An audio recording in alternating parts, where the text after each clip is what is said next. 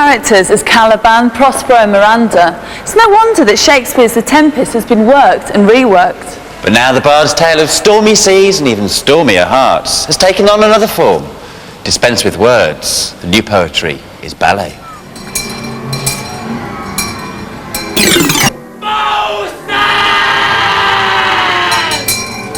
Ballet is whipping up a storm with its latest production, The Tempest. Veering away from traditional ballets, the company's created a show with a mystical edge. As an adaptation of Shakespeare's last play, the performance is set on an enchanted isle. The main character, Prospero, has been ousted from his kingdom and now uses his magical powers to rule the spirits of the island. Prospero sends Ariel out across the sea to whip up a tempest and shipwreck all his enemies onto his island. So that's the first scene.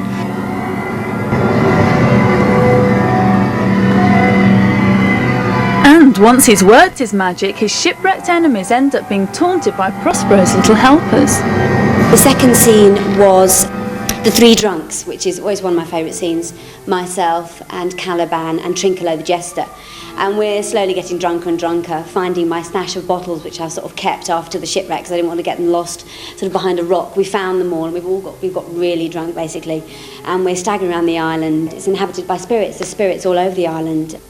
We're getting drunker and drunker, and these spirits having a little look at us with Ariel as well, watching, see what we're doing.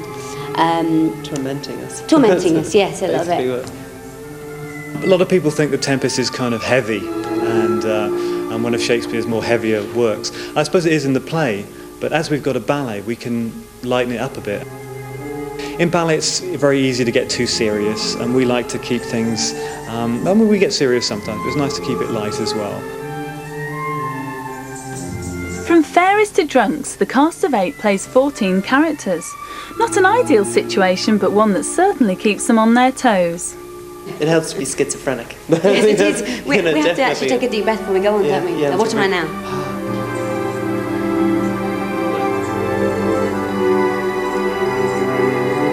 It may not be on the scale of your usual Nutcracker or Swan Lake, but for a small company they're bringing an art form once considered rather highbrow to a wider audience.